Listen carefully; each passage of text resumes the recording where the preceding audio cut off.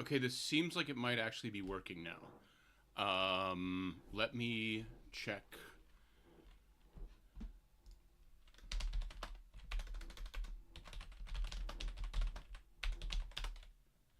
Okay, I think we're good. Hi, everybody. Welcome. There is a little bit of a delay here. Apologies for that. I really took some time to get this going.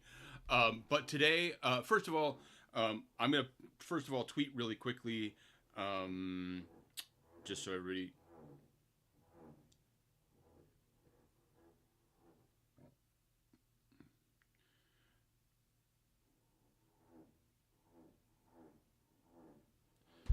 So I see three people. Apologies for the dead air. I've got drilling and hammering going on upstairs because I have a guy who loves to do carpentry in the middle of the day for hours on end for God knows what reason. But we're here today. First of all, my name is David Morris. If you're here, you probably know more or less who I am, but I'm a longtime crypto and finance journalist.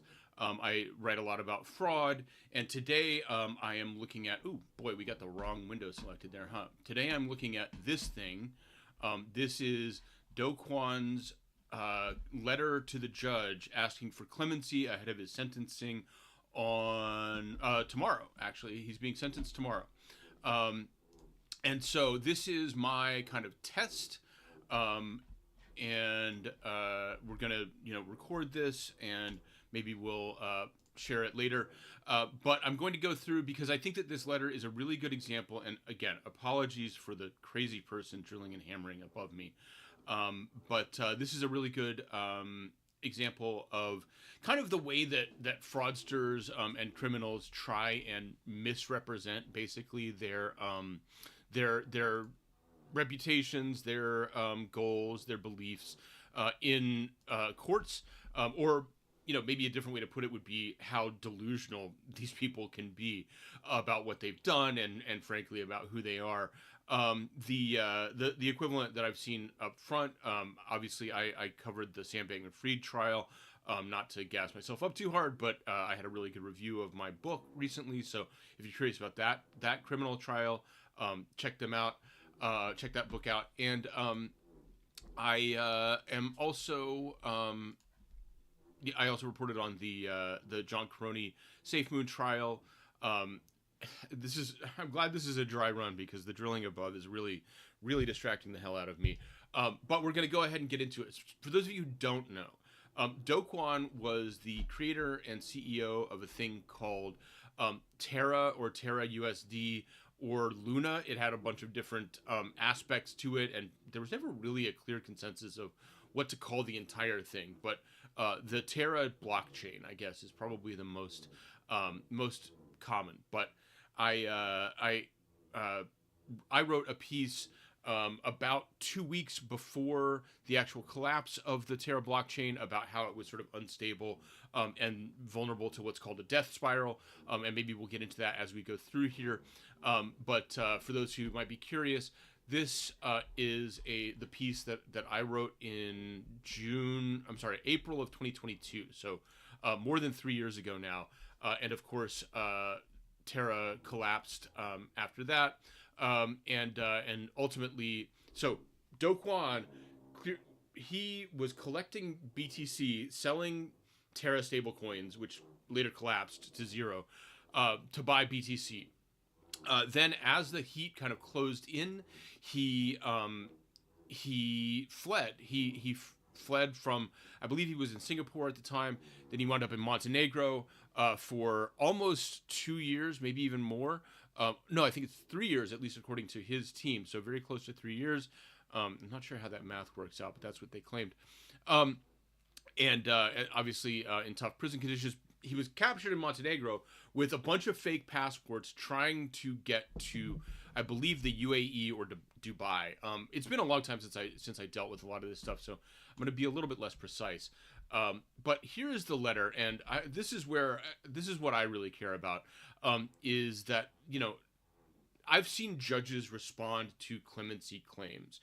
Most recently, I was sitting in the hearing for Keone Rodriguez, one of the co-founders of Samurai Wallet, and he had his sort of clemency letter, the equivalent to this, And I also saw Sam Bankman-Fried's statement. He didn't have a letter as such, but Keone Rodriguez wrote a letter that essentially spent a lot of time talking about why he needed to create Samurai Wallet so that he could have an anonymized mixer online. That there were like reasons that privacy was important in this context, and the judge in that case really did not respond well to that. That if you're if you're not sufficiently apologetic, I guess is the way to really put it broadly, you will get spanked by a sentencing judge. They want you to show contrition, and Do Kwon here is somewhere, I think, in between Sam Bankman-Fried and Keone Rodriguez, or somewhere in between Sam Bankman-Fried and a truly contrite defendant, I guess. He shows some measure of contrition that I think seems like it might actually hit a judge, and convince them that Do is sorry and actually understands the nature of his crimes. But I think there's also a lot here that is quite sort of narcissistic and self-centered. And that includes sort of in parallel, as we'll get to, in parallel with Keone Rodriguez's claim, Do spends a lot of time here talking about why UST and Terra were like important, which the judge frankly is not going to care about and might even, read as kind of self-justification or self-rationalization. So let's just go ahead and get into it. By the way, these files can be found on Court Listener if you know where to look. The easiest, or at least a different easy way to get it, is to go to the Patreon account of a guy who goes by Inner City Press. I apologize, I'm forgetting his real name. He's a known person, but he uploads these, and for $5 a month, he covers a ton of cases. And so I'm pretty sure I got this letter actually directly from Matthew Russell Lee is his name, at Inner City Press. So the letter starts, I would like to start this letter by accepting full responsibility for the failure of the Terra ecosystem. I am deeply sorry for letting down the many users, builders, and investors who put their faith in me. They gave me a once-in-a-lifetime opportunity to build a better financial infrastructure for the future, and I repaid that gift with a failure of historic proportions that wreaked havoc on their savings and reputations. I alone am responsible for everyone's pain. The community looked to me to know the path, and I in my hubris led them astray. I got swept up in my own overconfidence. I made many mistakes. I made misrepresentations that came from the brashness that is now a source of deep regret. And I just want to pause here and, he's walking a careful line here with this, which I think is, quite, useful for anybody who might look at a situation like this in the future. So he's saying, I alone am responsible. But what he's saying is not, I wanted to commit a crime and conspired with many people in many different ways to do that, which is what happened. So he conspired with jump trading to artificially prop up the price of his token. He conspired with the group in charge of Chai to write fake transactions to his blockchain. There's all kinds of manipulation, active fraud behind this, which is, why he chose not to go to trial, because he would have been convicted of fucking fraud. But he doesn't really allude to that here. He says, I was overconfident. I was hubristic. I went too far. So for those of you who remember FTX, Sam Bankman-Fried also planned and eventually did make this same kind of argument. I fucked up. That's what he was going to say in front of Congress. So in other words, when you claim that you made a mistake, you're not actually taking responsibility for the choices that you made. You're saying, I was in a bad mind state. You're kind of being evasive. So that's what's going on here, at least as far as I can tell. It's tempting to keep the letter short and sweet, but I've been told by lawyers that I'm expected to explain my content to aid the court in its sentencing decision. So at the risk of adding to the noise, I would like to tell Your Honor the story of Terra and the rest of this letter. Okay, now here's where this letter gets frankly hilarious. I had a pretty unique upbringing. I taught myself English at age 8. You did not teach yourself English at age 8. All throughout this, Do Kwon starts talking about himself as if he's some kind of polymath and genius. The fact of the matter is he grew up very rich in South Korea. He, as he says here, he didn't teach himself English. My father promised me a toy if I would read Harry Potter to him. He clearly was getting educated. This is the entire point. He had an elite education, and he's here trying to cosplay as somebody who was just like precocious and talented. My mother believed that I was destined for greatness. Now this is amazing. for those of you who might be familiar with the FTX case, this is very parallel to what Barbara Fried believed about Sam Bankman-Fried, that he was great, that he was a genius. And I really think that there is something here. Also, Elizabeth Holmes' parents were startup founders and really programmed her, I would say, to found a startup. All of this pressure from parents is a common factor in these crimes. So, not that it's a bad thing to want your kid to achieve, but these kids were so forcefully indoctrinated in the fact that they had to succeed that they wound up committing crimes. So my mother believed I was destined for greatness. She removed all the potential distractions, got rid of all the TVs in the house when I was 9. We had computers, which, by the way, it's significant. Even for somebody who was born in the 90s, if you had a computer when you were 8 or 10 in the year 2000, then that was ahead of the curve. You were in a quite privileged household, especially in South Korea, which was still sort of redeveloping at that stage to some extent. Here's where he gets to be a real asshole. While many other children my age listened to pop music, I listened to audiobooks of the classics and read biographies of Alexander and Napoleon. To this day, I remain ignorant of the comings and goings of celebrities. When my friends played Monopoly, I was given some puzzle intended for the precocious and gifted. Now, this is where Do Kwon's sort of lack of awareness of the wider world does come back to bite him.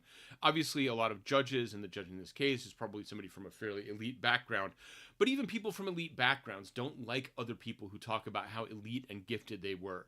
And especially when they like fake it. If you're not like owning your background and saying like, oh, this was just like some random thing. No, you were rich. And that becomes really obvious in the next paragraph where Do is frankly just fucking lying.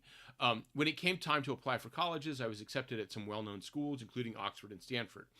What he leaves out here is that he was a student at, I'm going to get the name wrong, but I think it was the Daewon English Day School.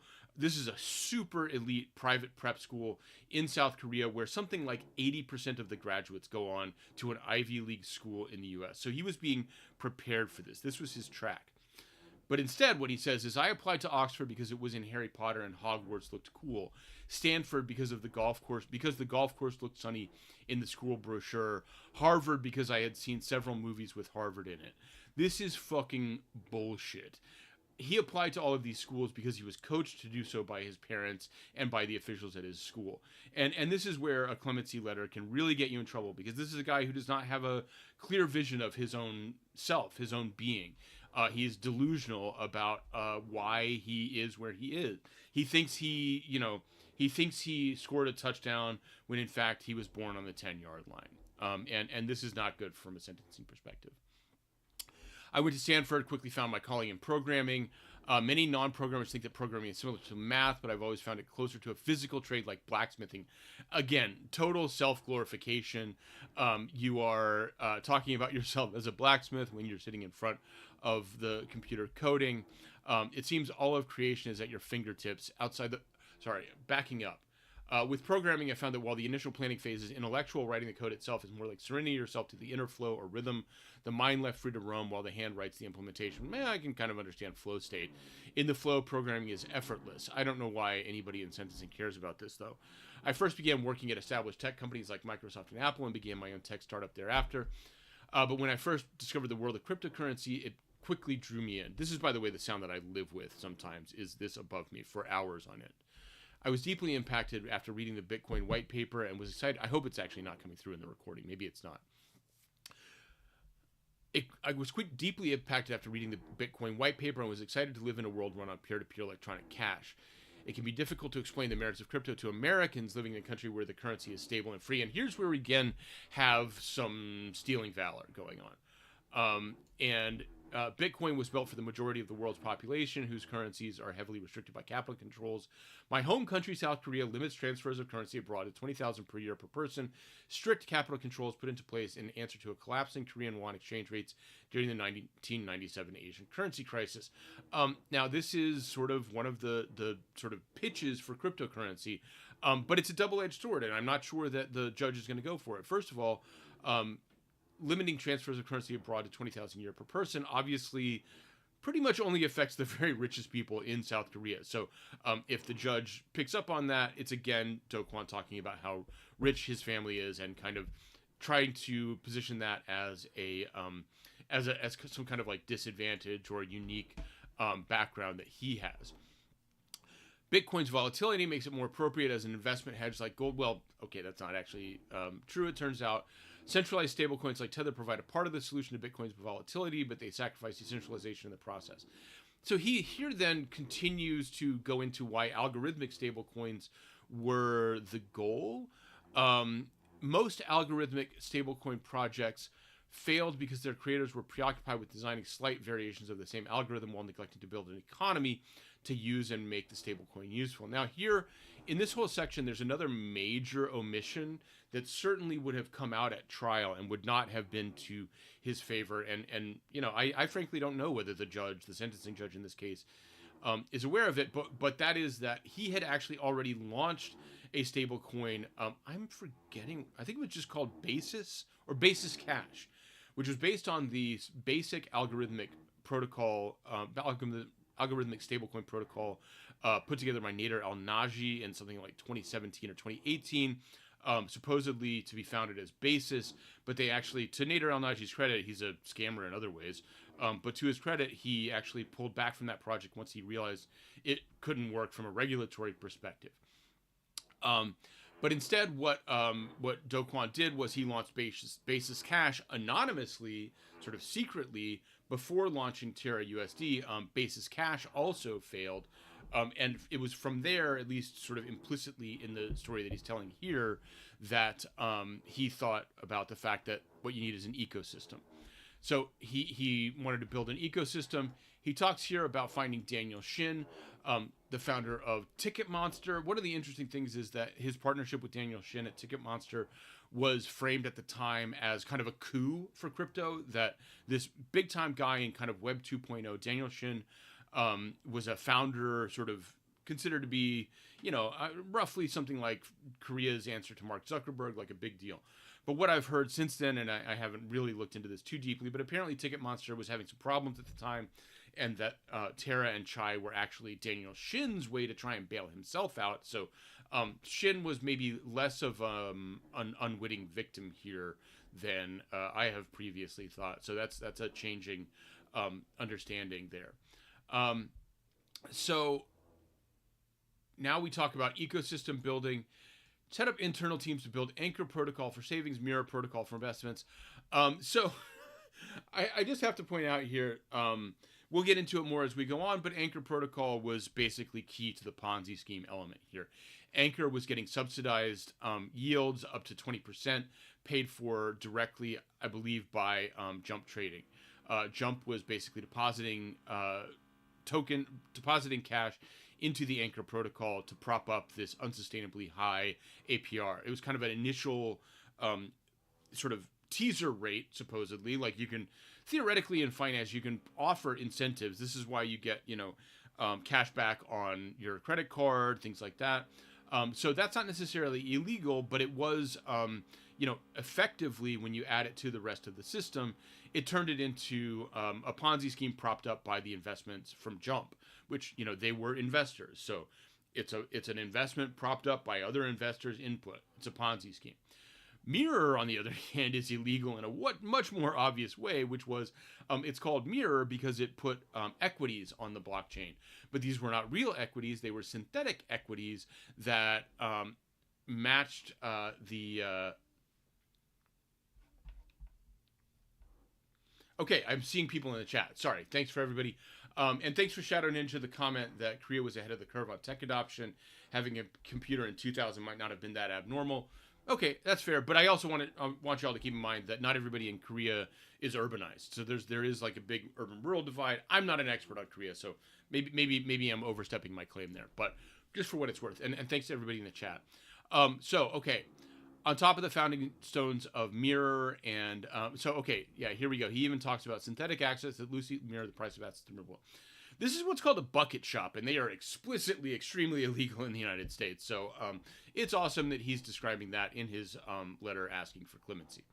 Like a city architect planning out the landscape of a young metropolis, I could see the skyline of the Terra ecosystem 50 years in the future. This is fun to talk about. So he's so far out in the future that he's like committing fraud to get there. And this, I think, is a really common theme in tech. Obviously, you have fake it till you make it, right? Like that's the way people talk about things. And this is what happened here. Unfortunately, in finance, when you're faking it until you make it, you are committing fraud. To expedite the growth of the Terra ecosystem, I offered to join companies building on the Terra blockchain as part of their core teams. I work fast and it's hard to match my work hours, so many founders were pleasantly surprised to find my offer to help was not just a publicity stunt, but a genuine effort to add value. First of all, fuck you. By every account, Kwon was a complete piece of shit to every single person that he worked with. He was mean, he was cruel, he was a bully, he belittled people, he made fun of people. He was not maybe he was a welcome member of these teams in some symbolic sense, but when we're talking about whether he was actually nice to work with, I don't think so, and he's really gassing himself up here. Okay. Here's another hilarious bit of his ego tripping. As I write this letter several years after everything, by the way, he's been in a Montenegrin prison for 3 years, so he's really been through it. I recall very little of the meetings with the politicians and the billionaires. I took away very few meaningful lessons from mingling in the halls of privilege. I do remember meeting with and then later working closely with a 16-year-old boy who snuck into a bar to tell me his story of having run away from home and school because he wanted to design crypto mechanisms and his parents and teachers told him no. This is fucking cinema. This is amazing. Kwon is talking about rescuing a homeless kid from the streets who ran away to design crypto mechanisms. Love it. Love it. This is what a judge will look at and be like, this guy is full of shit. This is him adding years to his sentence as we read it. It's fucking awesome. He is such an egotist, such a narcissist. He thinks he's saving people. He's really focused. He's like, I don't care about the important people. I just care about this 16-year-old runaway. Again, fuck you, Kwon. Rot in jail. I remember a first-generation college graduate from Bangladesh who, despite his humble background, managed to graduate with honors from the Ivy League. He shared his dreams of proving that you can build a first-class tech company from his home city of Dhaka. I mean, I don't think you necessarily need Kwon to help you build a tech startup in Dhaka, Bangladesh these days. I think it's very doable. But again, he's really trying to center himself in this whole narrative. More hilarity for anybody who remembers his story. Other crypto communities are built around strength. Their founding narratives are spun around the pedigree of their famous founders and investors, the size of their market cap, or the impressive speed performance of their blockchains. Terra did not have any of these qualities. I was no way famous. Do you understand how much people talked about Kwon being a Stanford graduate or Stanford alum? I don't even know if he graduated. I guess he left to go do his Korean military service, then came back later. Terra did not have any of these qualities. I was in no way famous when I found it. The price performance of Terra was horrible when Terra first launched, but later on, Kwon talked about the price of Terra all the time and the market cap of Terra all the time. It was a constant topic. So this is just him being delusional or having a very selective memory. Why UST needed to exist, decentralized economies need decentralized money, became the rallying cry for our tribe, the aptly named lunatics. Well, aptly named, not in the way you think. Lunatics because they believed in your bullshit. Decentralized economies need decentralized money was, I mean, some Luna people believed that, but most were pretty clearly in it for the money, including let me see here real quick. What is Mike Novogratz Luna tattoo? So Mike Novogratz is the most embarrassing investor in Luna. We're looking at his tattoo right now. Obviously, Mike Novogratz, Galaxy Digital. This is January 5th, 2022. Mike Novogratz is the head of a huge investment fund called Galaxy Digital. He was a big Luna bull, including getting this tattoo. For what it's worth, he sold all of his Luna pretty soon after this, before there was an actual crash. So the price seemed to be important to him as well, because he sold the top. So, make of that what you will. So here he's talking about, he's unfortunately just a computer nerd, but as the community grew, I was expected to have the right answers to problem facing Terra as it found. Boo fucking who? You don't think you're expected to have the right answers, or it's unfair that you're expected to have the right answer? No, you are the founder. You're putting yourself out there, for one thing, as a genius and calling other people stupid. Again, another omission here. Kwon called people stupid 5 times a day on Twitter for about a year and a half when Luna was going well. And so if he's sitting here whining about the expectation that he's supposed to have answers, well, he claimed to have the answers. And in fact, this was part of why what he did was fraud. He constantly made firm claims. He was in no way saying this is an experiment, no way saying I'm learning as I'm going. He made these strong claims, and those, in addition to the fraudulent subsidy and anchor, were what helped entice people to pull money in. And so the right thing for me to this is about, I don't know, there's something here about a co-founder startup project getting its money stolen. The right thing would perhaps have been for me to go public, but I would have betrayed the confidence of the remaining team members. Okay, he's talking about being involved in a dozen projects at the time, so busy that he was lucky if I had a vague understanding of what each product did. I had built my reputation on my extreme work ethic. So again, this is the same dynamic we saw with Sam Bankman-Fried, right? Like Sam Bankman-Fried was like sleeping on couches. His hair was a mess. He dressed like shit, and all supposedly because he was so focused on working hard, on delivering the product, et cetera, et cetera, et cetera. The problem here is that I think this is a broader thing, right? These are people who are on speed. I mean, I'm not saying Do Kwon was on speed. There were probably a lot of stimulants in that office, but we don't have any actual evidence of that. But in Sam Bankman-Fried's case, everybody was on speed. Everybody was making terrible decisions because amphetamines make you less likely to make good decisions, even though they make you think you're smarter. It's actually a really neat trick. But at the same time, even if you're not on speed, this insane work ethic being this like selling point for all these tech products, especially when they're very high risk like Luna, or like FTX when you're supposed to trust people, it's I think a really macro level problem, and it is not being helped by the tech industry's general attitude. So here he discovers the Mirror engineering team had retained an emergency update key, which is interesting. He did not spare a second thought as to how Mirror's having a backdoor may have been inconsistent with the public representation of its decentralization. I mean, the funny thing here is there was no real reason for this like decentralization theater, I guess. I mean, theoretically, Mirror was a legal liability, so full decentralization was a shield. And I assume there were some charges or language around that here.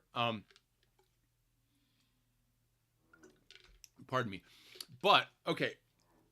This is him saying we had a backdoor, but the real thing is like, I mean, you can upgrade these protocols if you plan ahead. I mean, obviously Uniswap has been through various versions, so it's strange that they would have like hid this backdoor.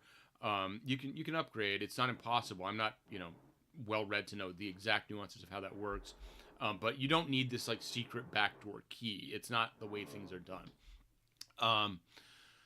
So he does talk about having hastily contrived answers. Of course, these are hastily contrived answers that, again, he delivered on Twitter with total confidence, bullying people who, frankly, were smarter and more experienced than him. And this is what's important to acknowledge here is that this, like, complete refusal to admit that maybe he didn't know exactly what he was talking about at every single moment was, again, part of his fraud. His, complete dismissal of any people who had, for example, in my article here, one of the people who I cite quite extensively, I'm going to look real quick because I'm forgetting his name at the moment, but Ryan Clements here. At the time that I talked to him, he was assistant professor at the business law at the University of Calgary. Now he works for Canada's central bank. So this is a serious guy who is explaining why an algorithmic stablecoin can't work. This is not the topic for today, but in a very brief summary, algorithmic stablecoins don't work because they don't have constant demand and they don't have total information transparency. This is the only theoretical way that they can work, but in fact, humans are involved. And so because of that, and because Luna UST was not working prior to jump trading getting involved with propping it up, this is why what Do Kwon did here is fraud. He knew it wasn't working. And so when jump trading approached him, he was like, okay, here is my solution to, again, algorithmic stablecoins' long history of failing.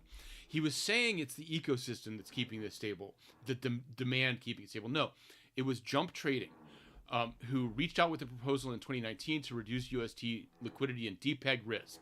reduce depeg risk. That means prop it up, keep the trading going, and how it gets into the mint and burn mechanism. Again, we're not going to go into this, but he does get into some things here. The more, this is the death spiral. The more Luna price falls, the more Luna is printed and sold to absorb UST, leading to steeper price declines in a classical example of the death spiral. So he now finally seems to understand that he actually built something that was inevitably going to blow up. But he says also that I genuinely believed in the promise of UST as an algorithmic stablecoin. It initially needed an analog of a central bank that could ensure enough liquidity for its stablecoins to be viable. Jump would fill that role. But unfortunately, he decided that Jump needed to fill that role secretly, and without any transparency to the users or to other investors. But they did it. He went with it. He concealed it. I'm not sure, again, because there was no trial. And so we didn't get the kind of detail that you would have gotten in the SBF trial, where, there would have been specific examples of where Doe made public statements. I'm sure that they're out there. I'm sure people are aware of them, where Doe would have made public statements about the decentralization. But he's talking about central bank. He says central fucking bank right here. It's not decentralized if it needs a central bank, you moron. Now, this is just like going right through his head, like water through a sieve the entire time that he's talking about what a genius he is. So with one hand, in public, he's talking about decentralization. This is all working on schedule. In particular, I'm going to say it was 2020, was the initial DPEG. There was a major DPEG, and I think Jump was already in at the time. And so he was talking about, we recovered from this DPEG, the decentralized system is working, but in fact, he knew that Jump Trading was behind the scenes propping it up. So that's fraud. He committed fraud very early, 2020. This was before Luna even became big. And so, again, just like with FTX, where people who defend Sam Bankman-Fried say, oh, he had a great business. Michael Lewis, fuck you. He had a great business. No, he didn't. The fraud started at the very beginning at FTX with allow negative. The fraud started very early in Luna with Jump Trading acting to prop up this token, which never worked. It was an illusion the entire time. But Jump, headed at the time by Kanav Karya, who is an idiot but apparently smarter than Do Kwon, because he ran some serious game here. They did not charge a fee, nor did they require us to put up the capital for their trading. They only asked for options to purchase Luna at various price points above the then market price of 20 cents. Oh shit, I'm going to get some options. By the way, this is how market making, or at least fraudulent market making in crypto often works. If you are a market maker whose role is to prop up a token, rather than, for example, an honest market maker who is just arbitraging and trying to take profits by smoothing out prices across exchanges, if your job is to hit a peg for your token, which I think, as an alert for people in the industry, I think going forward, we're going to have a lot more cases where market makers are involved in fraud cases like this, and perhaps even charged, implicated accessories. A market maker, quote unquote, somebody claiming to be a market maker who has a secret deal for a price target, I don't know. I don't know how much longer that's going to be considered non-fraudulent. We have here options at various price points above the then market price of 20 cents. These options didn't seem like much at the time. Okay, you're a moron. The options didn't seem like much at the time, but grew enormous as Luna's price skyrocketed. I think Luna got up to like $20 or something. So, well, let's look up here. Luna price chart. Luna historical price chart. But we don't want Luna Classic. What we want is Luna Coin USD. Luna USD. It's a little bit tough always to find charts for older coins, because usually they are, deprecated. Yeah. Okay. This is the one. So, okay, I was wrong. It didn't go up to 200, but it was up to, in like $20 range, I guess. Wait, I'm still not sure I'm looking at the right thing. Maybe.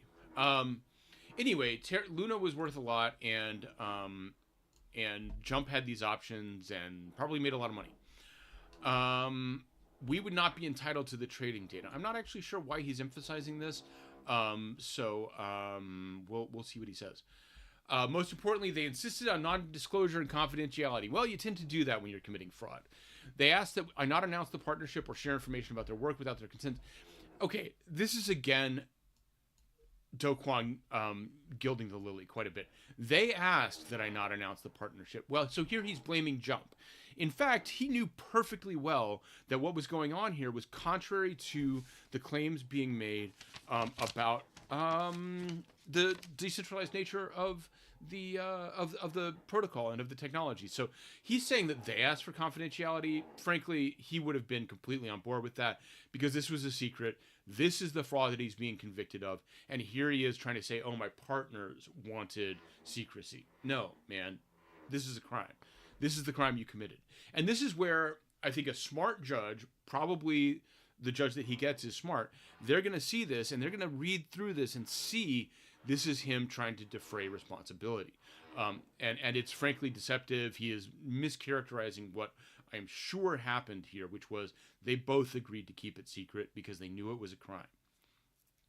I was excited to announce this partnership. No, you were not. In no small part because I believed that a stamp of approval from a large and well-known trading firm like Jump would increase market adoption of our stablecoins. No, you were at least smart enough to know that people would see this as the fraud that it was. That, okay, yes, we're publicly announcing somebody is propping up the price of our token. That's not what you actually want to do. Furthermore, Jump's commitment to peg defense would be significantly less effective if the public didn't know about it. I think you're actually wrong there.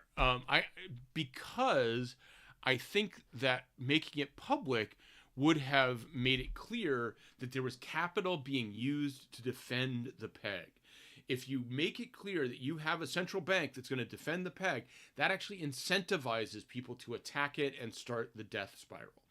So here, either Doe does not understand his own system, hasn't actually internalized the reality of death spiral, or is just lying. Because I don't know if it's going to get into this, but the other aspect here is that eventually we had the Luna Foundation Guard, LFG, starting to use UST tokens, Terra USD, to buy, I'm sorry, it's not UST, it's TUSD. I'm forgetting the ticker, but it's not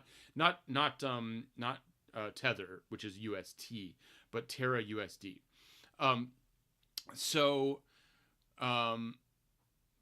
He started buying Bitcoin through LFG. And one of the things that I speculated about in my piece here is that if you're building this, and by the way, here are the premises of an algorithmic stablecoin. This is what you have to have for an algorithmic stablecoin to work. Support level of demand for the stablecoin or balancer token, a permanent supply of independent actors to perform price stabilizing arbitrage. Permanent, as in like no breaks. As soon as there is a gap in the existence of an arbitrager to use the mechanism to bring the decentralized dollar back onto its peg, as soon as somebody slips for a minute, this thing goes off its peg and it's done.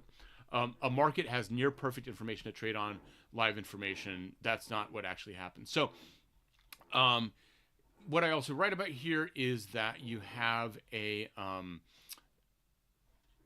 Bitcoin reserve, right? There are other concerns both with the BTC reserve plan and Terra USD's basic structure. This is because the BTC reserve makes itself a target. If you have a pot of BTC, it's a harder asset and generally superior money to Luna UST, and if it isn't, it's not much of a reserve asset. It's nearly a law of nature that Luna or UST holders will seek to transform those tokens into BTC. This is the Gresham's law of bad money trying to transform itself into good money. So both of the backstops, both Jump and the BTC backstop, probably would have made the situation worse if they were public. So him, claiming here that he so wanted to announce the Jump thing, man, fuck off. This is you lying. That is how I entered into what was essentially a don't ask, don't tell partnership with Jump to defend UST's peg. Under this, again, he's calling it UST. It's Terra USD. UST is it's Tether, right? I'm getting mixed up. Under this arrangement, Jump would execute trades to increase UST's liquidity and stability during market panics, and I would have restricted visibility into their trading operations and be bound by confidentially about the arrangement. For the first 2 years, there was not much to ask and not much to tell. Wait, so, okay, this is actually quite interesting.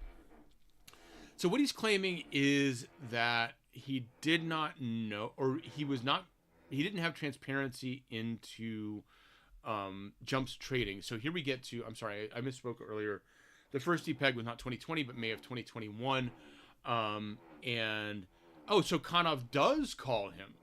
So Konov calls him saying that somebody had dumped. This is where it depegs because somebody had dumped 88 million UST. And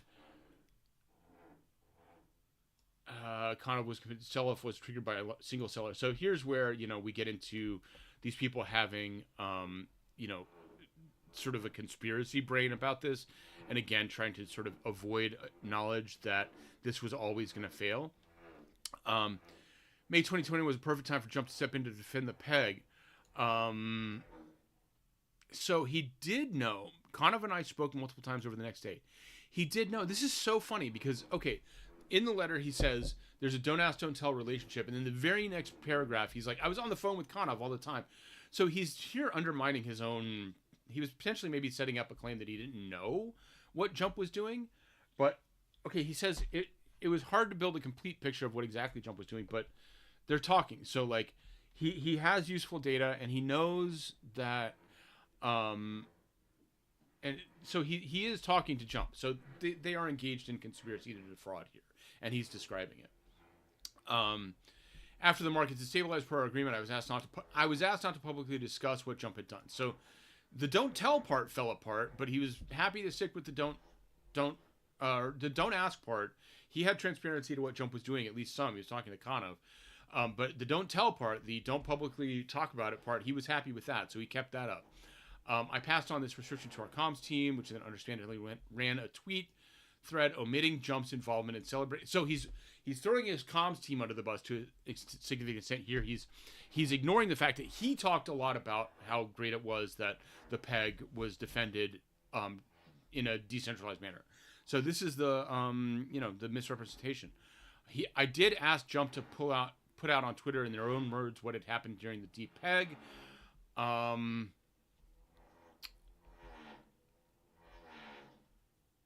There's my drills. You can hear some drilling. May 2021 should be viewed as a tainted experiment. This is such a weird way to put it. It's not a tainted experiment. It's not an experiment. It's a fraud. It's totally fake, man. Like, there was basically, like, it would have depegged and crashed here if Jump had not stepped in. It's a failed experiment. The fact that you have a central bank shows that your design does not work. And so this is a guy just jumping through all kinds of hoops, even in this letter 3 years later, to try and justify himself. It would be equally illogical to point to May 2021 to conclude that the stability mechanism did not work, nor to conclude that UST was kept stable due to human traders and not code. Well, first of all, I mean, he didn't write this carefully, I guess, because UST was always kept stable due to human traders trading against an algorithm. That's the point. It's not the code doing the work. The code is designed to interact with the human traders in a certain way. So this is weirdly constructed. But he's saying it's illogical to point to May 2021 to conclude that the stability mechanism did not work. It's actually completely logical to point to that because you decided you needed a market maker or a central bank in a crisis. If the algorithm doesn't work in a crisis, then it doesn't work. That's the entire point. That's a stable coin. You want the stable coin to be available when there is a market crisis going on more broadly. You can't have a stable coin that's vulnerable to attack. Algorithmic stable coins, incentive stable coins, whatever you want to call them, they don't fucking work. And they will never work for, again, theoretical reasons that are always going to hold, in that there is not a constant demand, there is not perfect information. This is reality. Regardless of all this, May 2021 was sold and marketed as a successful, so at least he's admitting that I misled many investors. He's sort of unable to completely admit that his entire thing was fake from the start. And by the way, this is a decent place for me to interject. I mean, I do actually know some people who know Doe or knew Doe, went to school with Doe. At least one person who I know who spoke to him about it was convinced that Do Kwon actually believed the algorithmic stablecoin could work, which, doesn't necessarily prove anything about his intentions, because he's talking all the way through here about, like, I believed it could work eventually. So I'm just like, he's faking it until he makes it. He's doing fraud until theoretically at some point in the future, Terra becomes big enough that it's stable. What it does say is that Do Kwon is not fucking smart, man. It's not that hard to look at this design, to just look at like the basic idea of printing dollars that are backed by nothing than a token that is like has no inherent value. Like you can't do it, just like doesn't work. If you're not smart enough to think hard about that, you're not smart. Do Kwon is a fucking idiot. By 2022, the Terra ecosystem had grown massive. At its peak, the combined market cap of Terra stablecoins and Luna, its ecosystem coin, surpassed $100 billion. Oh, now we're hammering. Okay. At its peak, $100 billion. I let my early success and fame go to my head. Well, he sure did. He became one of the biggest assholes that has ever been on Twitter, and that's saying a lot. He was one... let's look for just one.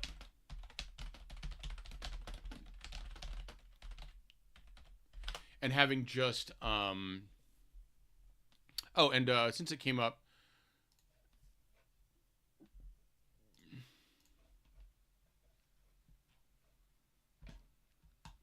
Here is my podcast.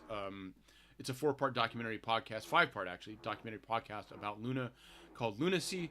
And you can find it on any podcast platform. But here's the tweet that I was looking for. Freddie Reynolds, who is still around, guy I had some good interactions with, he deconstructed how he was one of the first people to float this idea of the DPEG, and my work that came out in early 2022 here was built. When did it come out? April 2022. So credit to Freddie Reynolds. He was November 2021, talking about the DPEG, outlining the DPEG. And Do Kwon, and of course, this is what actually happened, right? This is what actually happened. Soros-style Black Wednesday attack. And by the way, Soros attacked the pound, knowing that the pound was being defended by a central bank. So again, here's evidence that knowledge that Jump was running as a central bank would actually have incentivized people to attack it harder because they would have been more clear that there was capital there to be extracted. But Do Kwon's take is probably the most retarded thread I've read this decade. Silence is a perfectly acceptable option if stupid. Billionaires in my following, go ahead and see what happens. And of course, like 4 months later, some billionaires, or maybe even non-billionaires, probably a lot of non-billionaires came in at the same time, and did show him what would happen. They took him down exactly in the way that is being described here. They made probably a lot of money, and left investors in Terra broke. So this is who Do Kwon is. He didn't just let his fame go to his head. He completely dismissed any criticism, refused to think at all carefully about what he was building, hyped it to the sky based on fraudulent, propped up trading, and then cost people billions of dollars. So, that is the reality, and he is here still kind of being delusional. I academically understood the challenges facing UST. So maybe he knew that the death spiral was, according to monetary theory, going to happen. I was gripped by an unshakable belief in my own manifest destiny. Fucking amazing. For those of you who might know what manifest destiny is, it's a colonialist ideology about conquest. So, I don't know. Choice of words, I guess. As UST grew far too large to be considered an experiment any longer. Oh, first of all, as soon as you hit like a few $100 million, it's not an experiment. People are really using it. Their lives are on the line, and you need to take it seriously. UST got to like 40 billion, and apparently that's where it was too large to be considered an experiment. You were a systemic risk, my brother. This is all your fault. Terra's stability model was similar to long failed algorithm stablecoin, and how Anchor Protocol's high interest rate was starting to build dangerous leverage into UST's market structure. In another time, I would have listened carefully to the criticisms, but those days of intellectual humility were long gone. Well, okay, at least he's a little bit aware of his own lack of character here. In my insane arrogance. Insane arrogance, I think, maybe is what a judge would be looking for in terms of actual apologies, reflections. Maybe we're getting to something where he actually might get some kind of clemency here out of his plea deal. As I responded to the critics, I resorted to childish memes and made fun of my online opponents. So he's acknowledging his behavior. Okay, so here's some actual self-awareness, maybe.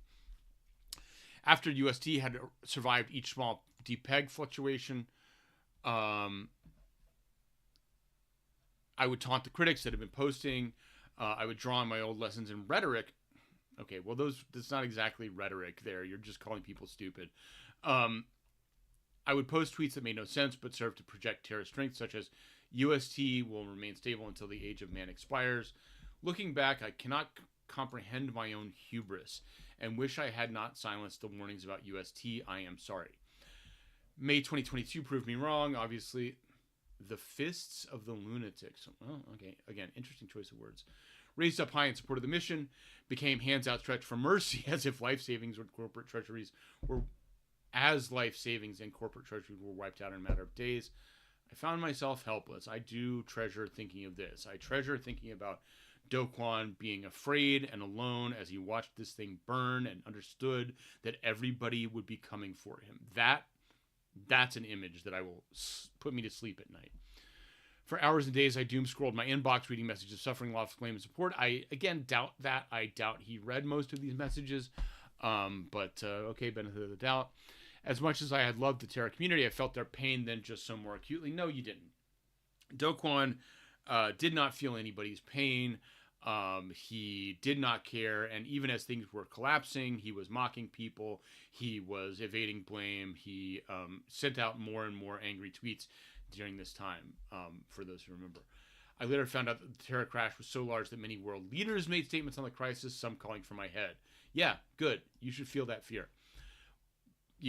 Ultimately, he got an Interpol red notice, so he was hunted around the globe. But honestly, I did not have time to pay attention to them when I was inundated with calls from my community. Okay, this is, again, he's just lying. If the leads of countries are calling for your head, you're paying attention to that, not the plebs who you knew you were robbing the whole time. I didn't have a solution. What quick fix can reverse the collapse of $100 billion? He's still talking about a $100 billion ecosystem as if that was real, which is a problem. He's not acknowledging that the entire thing was fake. I walked around like a zombie, unaware of my surroundings. I came to find myself at the rooftop of my apartment building. No, your lowest point was when you started running away, dude, which is about an hour after what you're describing here. He's contemplating suicide, standing dangerously close to the edge without remembering how it had gotten there. Dude, people actually did commit suicide. People actually committed suicide at about the time Do Kwon was like, you know what? I'm good. By the way, those, I have to take a moment to acknowledge here. So one of the people who committed suicide was the uncle of one of the co-founders of a media outlet called Coinage. Coinage actually got investment from Do Kwon because the main founder, the prominent person, Zach Guzman, who was a former reporter for Yahoo News. Zach Guzman was a big believer in Luna, the founder of Coinage, which you might still see pop up every once in a while. Obviously, he was completely wrong, but he and his partner shilled Luna as an investment to the partner's uncle, and at least according to them, they later said that the uncle took his own life. So one of the media founders' uncles of the people who Luna invested in and then did a bunch of positive coverage of Luna, frankly, killed himself. Now, Zach Guzman surfaced up again. If you look at the actual letter filed by Do's defense, this is his personal letter, but there's a separate one from the defense. And Zach Guzman, a supposed journalist, a purported journalist, wrote a letter of character, a letter supporting clemency for Do Kwon. So this is pretty fucked up, honestly. He's a quote-unquote journalist who took investment from Do Kwon, gave Do Kwon positive coverage, continued to pretend like he was a journalist, and then wrote a clemency letter asking for Do Kwon to get a lighter sentence. So fuck that guy, frankly. Over the next few months, I tried my best to put the pieces back together. We created a new version of the blockchain that distributed coins to former holders of Luna and UST, and started to build the ecosystem back from scratch without UST. Ugh. Yeah, well, by this time, I think he would also... it's a good question. Does he get to where he actually fled the country? Does he talk about it? Or is he just fleeing while trying to rebuild? I think basically he had already fled. This is also when he was talking to Laura Shin and refusing to give up his location. He knew law enforcement was coming for him, but he was not going to surrender. But in this narrative, what he's doing is he's trying to rebuild. He's all about the users, just like Sam Bankman-Fried. Thumbs up, buddy. We helped projects create new products that would work in the new Terra blockchain without UST on a smaller scale than the original version of Terra. We were successful in restoring some semblance of normalcy. I don't know about that. But despite the superficial success of recovery operation, well, you didn't recover, man. There was no recovery. You were recovering the chain. You weren't recovering the assets or the value. I remained broken and lost. In most matters, I became cripplingly indecisive and uncertain. Well, yeah, that's probably the right thing to do. You should be uncertain. You should go get a job at 7-Eleven. You're so uncertain. Leading a life largely dictated by lawyers, so unsure. Well, apparently not, because I doubt the lawyers told you to flee to Montenegro. So unsure of myself that I could no longer tell good advice from bad. The skyline of the city of Terra I had held in my mind's eye became obscured by dark clouds. No, it's a smoking ruin. It is infested by zombies and everybody's dead. That's the skyline of the city of Terra. Without UST, the blockchain had become ideologically bankrupt, no different from dozens of others meeting similar user needs. I lost the ability to do all but the most basic programming. Again, world's smallest violin. I would stare blankly at the computer screen for hours, again, victimizing himself. Even though I was lost, I felt a desperate need to try and pull all these pieces back together, so I kept going to Terraform Labs, accept resignations from traumatized employees left and right. When our bank accounts were shut off in Singapore, our lawyers recommended that I go to Serbia to set up new banking and Okay, I doubt that. I really doubt that. Our lawyers recommended that I go to Serbia to set up new banking and corporate relationships so that our employees could be paid. This is interesting. He's claiming that he didn't flee, but that he went to Serbia to find banking. Again, I don't think a judge is going to like that. He was, I think, facing charges in Hong Kong and maybe even South Korea already by this point. I don't recall the details. But he knew he was facing legal risk, and he knew that if he went to Serbia, it would look like he was fleeing at the very least. And so this is really hard to credit, that he went to Serbia because he wanted banking. Especially because he would later try and flee Serbia using fake identification. I lost all contact with the outside world when I was arrested and jailed in Montenegro. I regret leaving my home in Singapore. I'm going back up a little bit. I regret leaving my home in Singapore and newborn child. I have not seen her since. I lost all contact with the outside world when I was arrested and jailed in Montenegro. So he completely skips getting arrested. He was arrested in Montenegro because he was trying to leave the country and fly to the UAE, a non-extradition country where he would not have been vulnerable to prosecution. And he was traveling with multiple passports and multiple identities. That's why he was arrested in Montenegro. That's omitted from this letter, and a judge is not going to like that at all. So again, he's lying by omission, and he's doing it in a way that is not going to look great for the judge. A tiny Balkan state comprising of a few tourist towns and fishing villages, its nascent judicial system was shaken to its core in trying to process a high-profile detainee wanted by larger countries. Shitting on Montenegro in the course of this is kind of amazing. I mean, he's basically trying to discredit their judicial system, its nascent judicial system. And again, I don't think a judge is going to like this. He's saying that, I was wrongly arrested. The judge is going to know the story. The judge is going to have an accompanying document from the prosecution that details Do Kwon had fake passports. Do Kwon was trying to go to the UAE. He's going to see this, and he's going to see a defendant trying to trick him. I mean, again, I think that this is probably just standard, and maybe I'm like psychoanalyzing too much, but at least what judges say is that they want real contrition, they want real apologies, and this ain't it, Chief. This is not a real apology. This is you evading talking about why you had 5 different passports.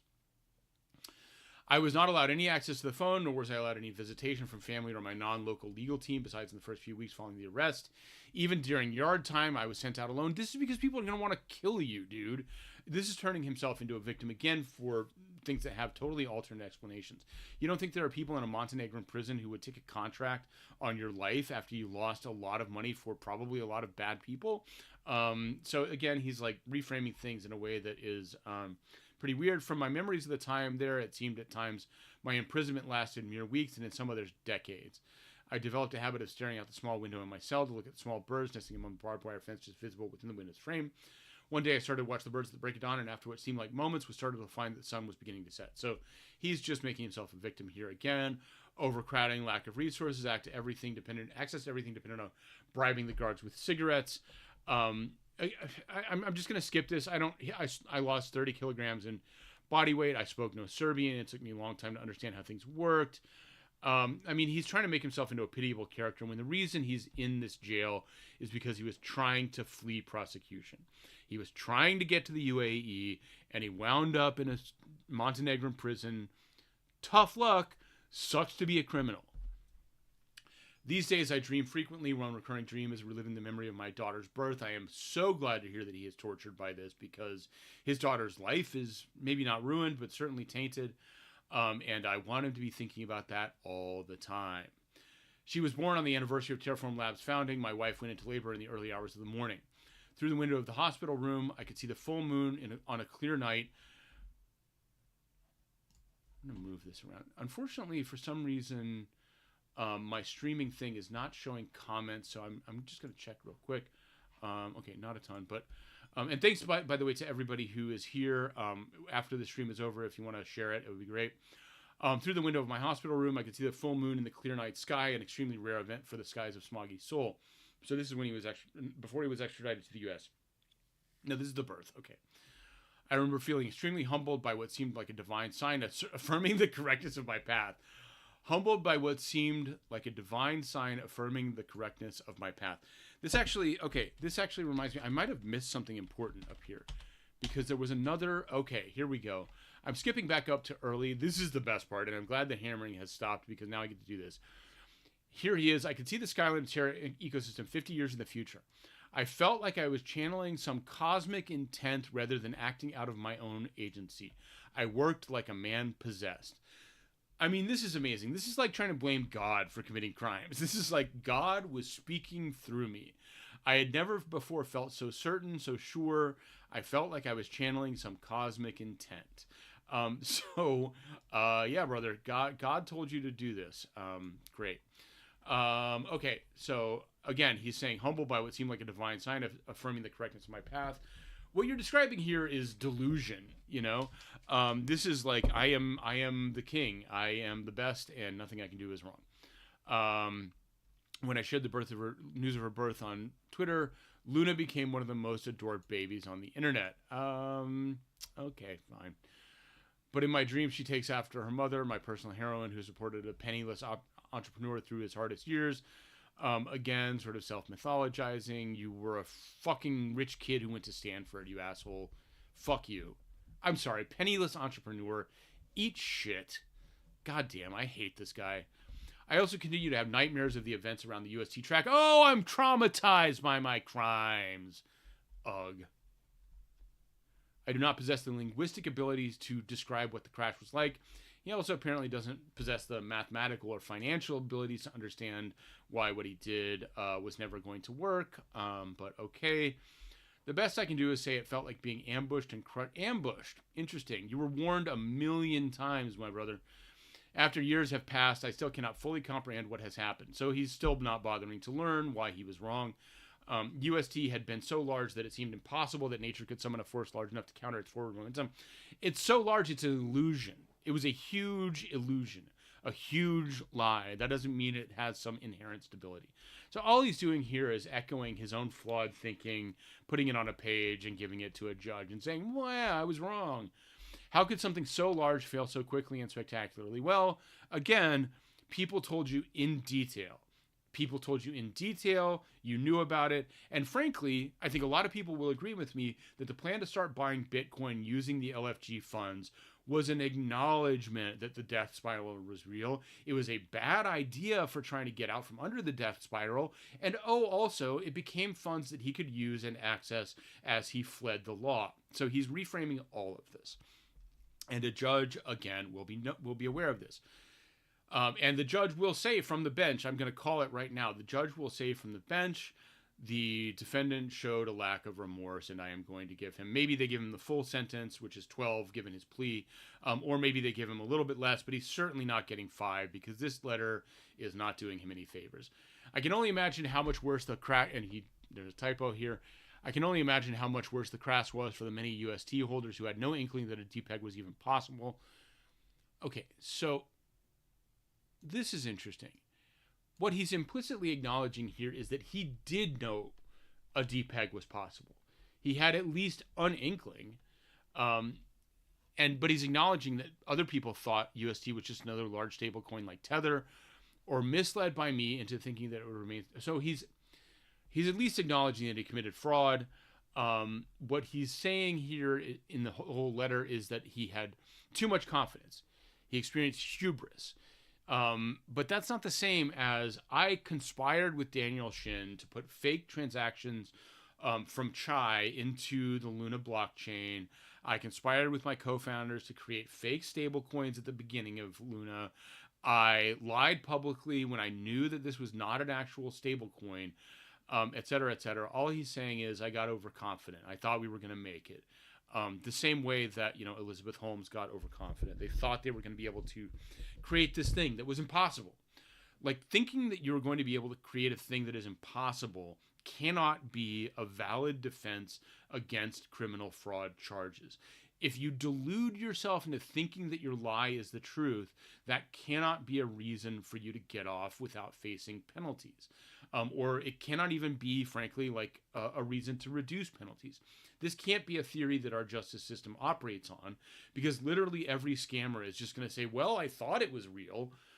Despite all of this clear evidence and, in fact, clear messaging being sent directly to him that he acknowledged interacting with. This is interesting, too.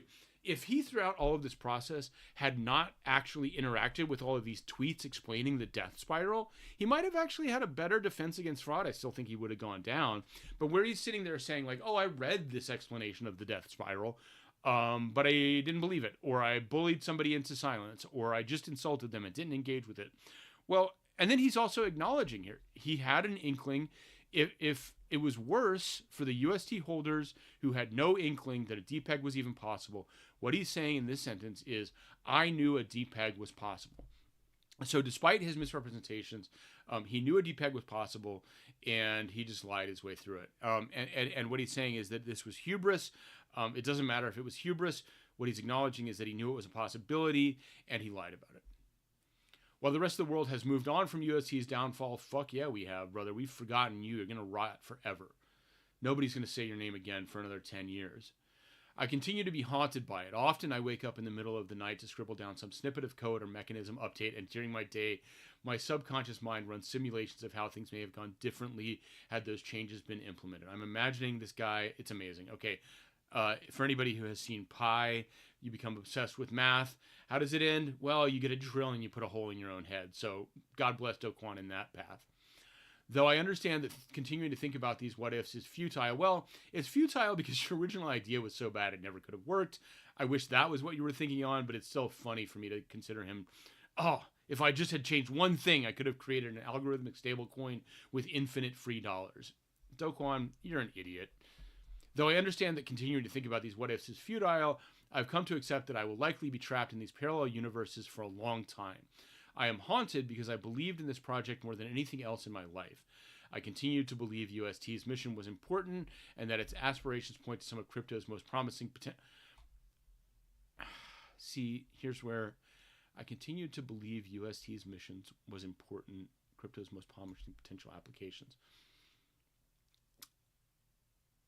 Okay, we're going to move on to the next sentence, which is also a doozy, but yeah, I mean, I don't know what to make of this. Like, is he saying he still believes that there can be a decentralized stablecoin? If so, he hasn't learned anything. He doesn't realize that this is actually, impossible. He hasn't seriously so he's devoting more energy here to saying, like, maybe if I do something different, we can do it next time. He wants to run it back. He's saying he wants to run it back. I'm not sure that a judge will pick up on that.